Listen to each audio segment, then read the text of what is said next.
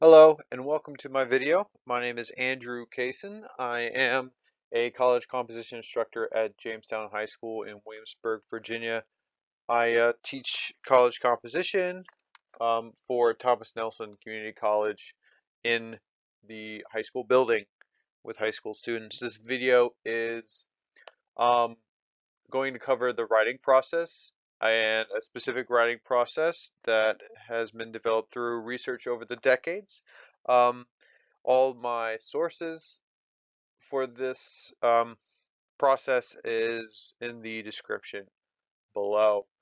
This is applicable to students ranging from freshmen in high school to first year college and developing writers courses in the community college level. So um, this is a uh, technique that is applicable to all of those populations of students that may find this video helpful. So if you're another teacher instructing this video, please um, don't be afraid to show it to that range of students. Okay, so writing is not easy. Writing is an activity which demands the writer to juggle multiple tasks at once, constructing sentences and composing new thoughts, self-editing and revision, etc. One can easily be overwhelmed by a seemingly short and simple writing prompt. One of the keys to successful writing is approaching the task systematically, meaning there is a set procedure that you repeat every time you begin a writing task.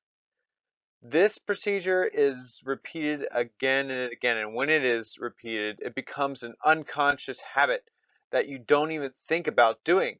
And the less time you think about how you write, the more time there is to focus on expressing your thoughts and getting them down on paper. What I've just explained to you now is called the writing process. We all have one already. But in order to become better writers and thinkers, it is essential that we actively try to make our own personal writing process more systematic. The same is true with athletes. They do the same thing when they train. They practice a specific skill over and over, like shooting a 3-point or doing a layup. They practice it so much that it becomes automatic and unconscious. The same is true for forming your own personal writing process that works for you. Each one of us has their own preferences and work habits that will help form our writing process. So the steps that we put forward here are by no means permanent. What is highly recommended is that you follow these writing process steps at first with each writing task you are assigned. After a while, you may change the order or combine steps to fit your own personal preference. The very act of forcing yourself to do something different and completing all the steps in order will give you a chance to reflect on how your previous writing process lacks certain steps that you now realize greatly improve your writing. So let's start with these steps. It is a pretty much an acronym to help you remember each step. Plan, write. Each letter represents a, a step in your writing process to get to your first draft. Here is the breakdown of plan right. First, we have plan. P for pay attention to the prompt. L, list main ideas. A, add supporting ideas. N, number your ideas in a meaningful order. Then, as you write your first draft, you need to remember the write. W, work from your plan to develop your thesis. R, remember your goals. I, include transition words. T, try different kinds of sentences and combining sentences. And E, exciting, interesting, and descriptive words. Try adding those types of words. This will need to be committed to memory so you can remember and practice using this plan writing process, and research has shown that this has improved student writing. So let's start with the first step. P, pay attention to the prompt. I have a sample prompt here that will help us guide us, give us an example of using the plan right process. So our prompt, I got this from the New York Times Learning Network. What do objects in your home say about you? Okay, so let's break down this prompt. Let's think about this prompt for a minute. I'm gonna grab my pen and I am going to circle the important things. So what do objects in your home say about you? So there's two things. There's the objects and then what they say about myself. What do they express? What do they do? So these objects represent something else. So that's what we're looking for. Objects, and then also what do they say about me? Okay, so let's head to the next step. List main ideas. Okay, so this is just basically brainstorming. This is the pre-writing brainstorming step. List main ideas. So I'm starting with some of the objects that are in my home that I think are really valuable to me and say something about myself. So I have my bike. I have a lapis rock from Afghanistan, Soviet era lapel pins from Russia. I have lots of books. I have a guitar, espresso machine, piles of magazines and newspapers. Um, I have an olive wood cross from Israel and a beer glass from Germany. And so, what is this? What do these things kind of say about me? I think it says that I'm adventurous, curious, artistic, and ambitious. So those are kind of like the main ideas I've kind of gotten out on paper. The next step is add supporting ideas. So this is a kind of a free writing stage where you just kind of put your ideas together, elaborate on them a little bit more, and think about ways in which you can explain, connecting these main ideas together. So the Soviet era pins, cross, beer glass, and lapis rock can be grouped together in a category of souvenirs. So I've kind of put those in a category on their own. Souvenirs from places I've been. This expresses that I'm adventurous, curious about the world, and value traveling to different places. My bike expresses that I'm adventurous and curious, so that also expresses that too. I love exploring new places by bike. I also train on my bike for different cycling events, so it also expresses my ambitions as an athlete, pushing myself to accept new challenges. I want to train for a triathlon too. See, so this is kind of like I'm just writing what comes to my mind at first. What are the kind of supporting ideas that make all those other ideas come together. Books and magazines and old newspapers show that I'm curious about what's going on in the world. The books and magazines with poetry in them, along with the guitar, show that I am artistic and value artistic and cultural expression. Um, and then the espresso machine shows that I just love coffee. Coffee fuels my ambition, I guess. So at this point in the writing process, I'm probably going to drop talking about the espresso machine. Um, I think I misspelled espresso. Yep, I did. So that's probably something I'm going to drop. Number your ideas in a meaningful order. So this is like the step where it's kind of like you're finishing up brainstorming, and you're finishing up pre-writing. So I'm going to number like my ideas, organize them in a way that I think is important, and it kind of will is the going to be the flow of the essay I have to write in response to the prompt, right? So the first idea I have is the idea of me being adventurous, and then me being ambitious, and then lastly, me being artistic. So those are the three things I'm going to talk about in that order, and they are numbered here in terms of importance. Um, and that's what I'm gonna do. That's my plan. Is that I'm gonna hit on those three things about myself that I will explain through telling people about the objects in my home. So next step. So when I'm drafting, I need to start with a thesis statement. So I started with this kind of simple thesis statement. It's kind of like a three-part thesis statement if you're familiar with the three-part thesis statement. But um, here's what I have. All these objects that I choose to hold dear to me express some of my most enduring characteristics: adventurousness, ambition, and love of artistic expression. So that's going to be like, that is my main idea in a nutshell. That's my thesis statement. And and I, at this point in the writing process, I am drafting. And when we are starting to draft, um, we need constructing a thesis statement is probably the first thing you need to do. Like, that will determine the structure of your entire essay. And all the previous planning that we have just done has helped me construct this thesis statement right here. So let's hit the next. Remember your goals. So at this point, you come up with your goals. What are my goals? I have to write an essay, right? So I have my thesis statement. I have all these great main ideas and supporting ideas.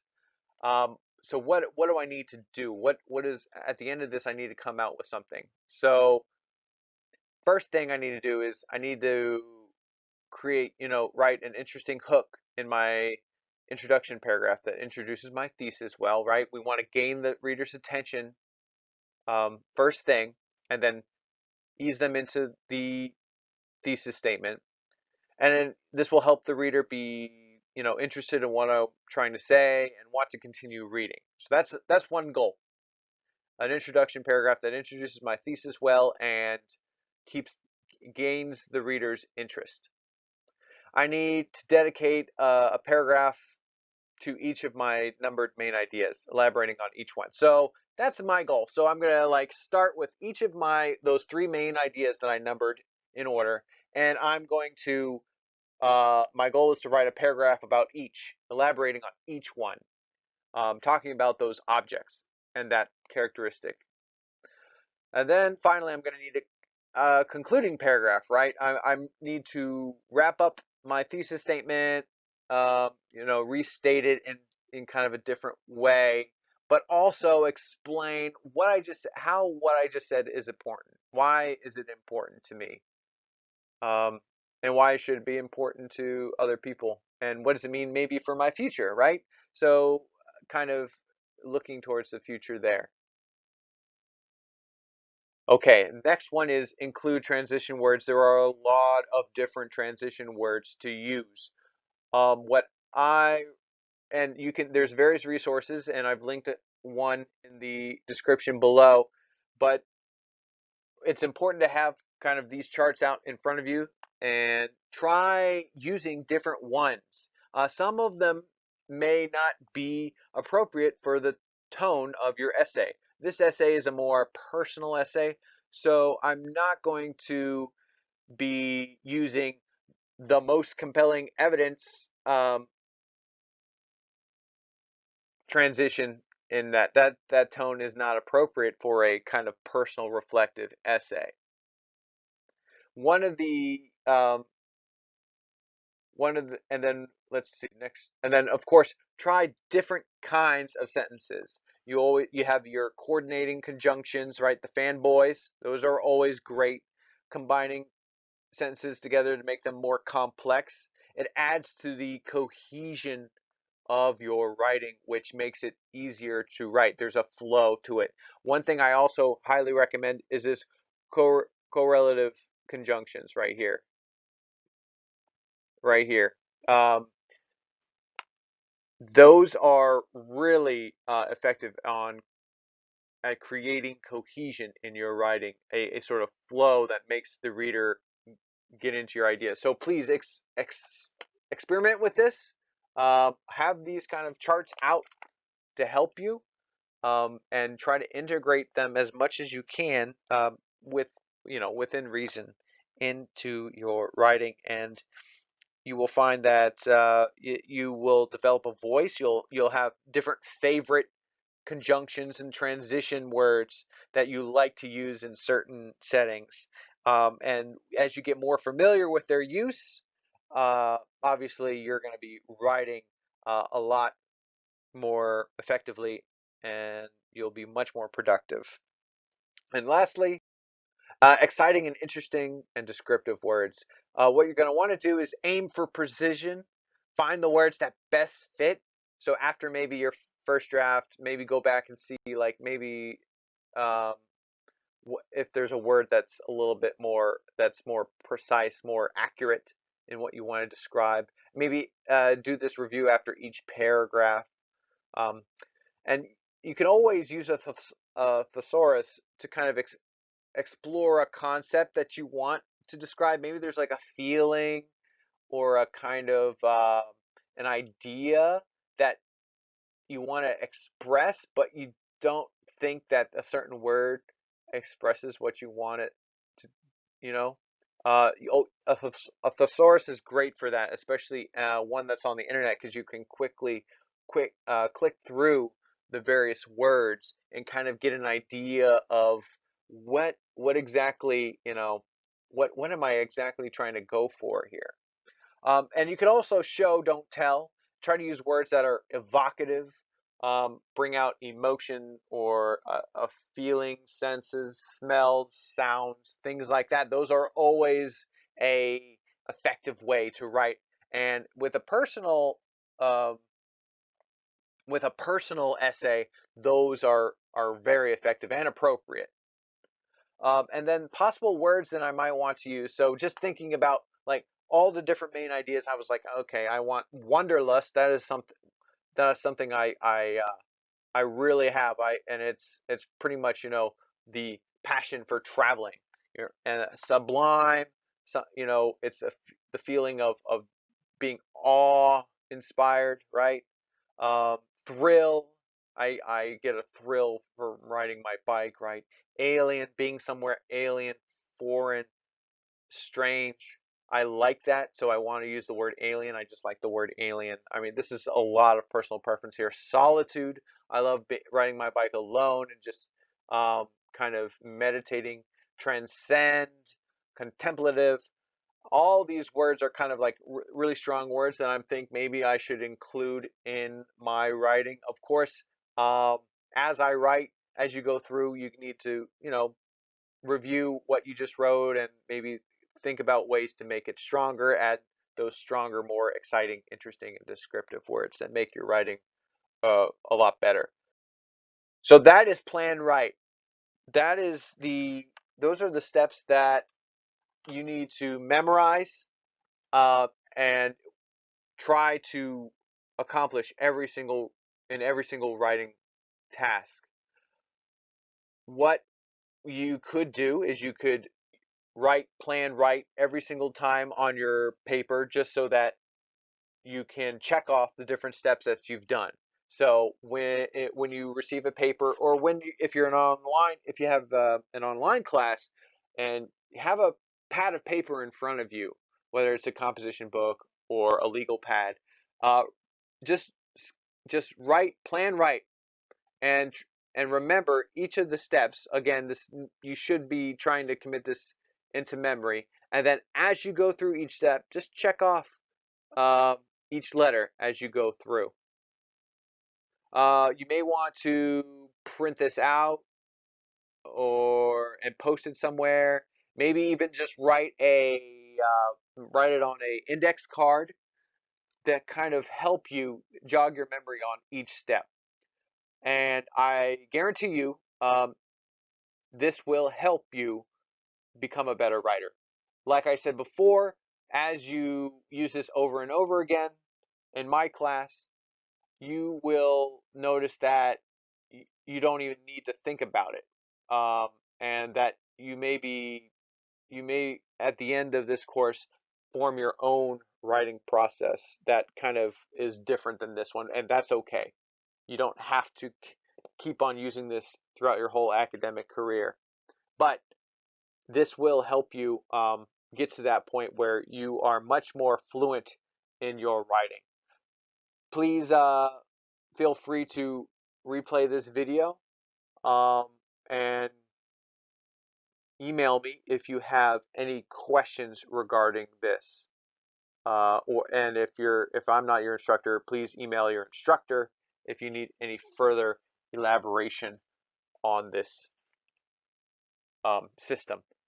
So that's Plan Right. I hope you find it helpful. It has been helpful to many other students in the past. And good luck.